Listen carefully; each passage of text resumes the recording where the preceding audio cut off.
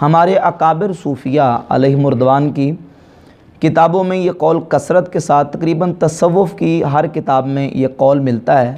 کہ جس کا کوئی شیخ نہیں ہے اس کا شیخ شیطان ہے، یا جس کا کوئی پیر نہیں اس کا پیر شیطان ہے۔ ابھی حال ہی میں ایک کذاب نے، جھوٹے شخص نے امام اہل سنت اشاع امام احمد رضا بریلوی رحمۃ اللہ علیہ پر جھوٹا بہتان باندھا کہ انہوں نے کہا کہ اعلیٰ حضرت نے کہا ہے کہ یہ قول جھوٹا ہے، یہ بات غلط ہے۔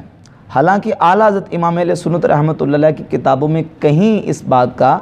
کوئی ایسا ذکر نہیں ہے کہ انہوں نے اس قول کی تکذیب کی ہو، تغلید کی ہو، کہ اس قول کو جھٹلایا ہو، اس کو غلط کہا ہو۔ ہاں، اس کی ایک بہتر توجیہ کی ہے کہ جس کا کوئی پیر نہیں ہے اس کا پیر شیطان ہے۔ انہوں نے اس کا مطلب بیان کیا ہے فتاوی رضویہ شریف کے اندر، فتاوی رضویہ کی جلد نمبر 21 کے صفحہ نمبر 481 پر امام اہل سنت رحمۃ اللہ علیہ لکھتے ہیں، بالجملہ کلمہ جامعہ یہی ہے کہ جو اہل ہوا ہیں یعنی مخالفان اہل سنت و جماعت، وہی اس معنی پر بے پیر صادق اور ان تمام احکام کے ٹھیک مستحق ہیں، یعنی جو اہل سنت و جماعت سے ہٹ کر ہیں، اپنے خواہشات نفسانی کے پیروکار ہیں اور اکابرین کی اتباع نہیں کرتے، اکابرین کی فہم کو، اسلاف کی فہم کو نہیں مانتے، وہ بے پیرے ہیں۔ یہ قول ان پر صادق آتا ہے۔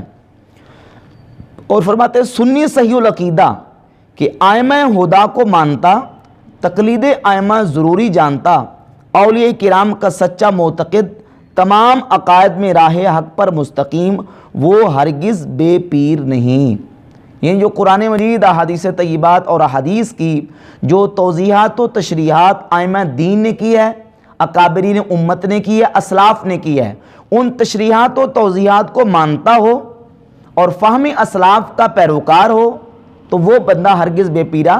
نہیں ہے، بے مرشدہ نہیں ہے، بلکہ وہ ان مشائخ کو اور اپنے اکابرین کو اپنا مرشد اور ہادی و رہبر و رہنما تسلیم کر کے قرآن و سنت کو سمجھتا ہے۔ اور وہ شخص جو ان چیزوں کو، ان تشریحات و توضیحات کو سرے سے نہیں مانتا، بلکہ اپنی عقل کے گھوڑے دوڑاتا ہے، اپنی عقل کے ڈھونسلوں سے کتاب و سنت کو اپنی الٹی عقل سے سمجھنے کی کوشش کرتا ہے، وہ بے پیرا ہے۔ اور ایسے بے پیرے کا پیر شیطان ہوتا ہے، یعنی شیطان جب چاہے اس کو بہکاتا ہے اور اس کو گمراہی کے رستے پر چلاتا ہے۔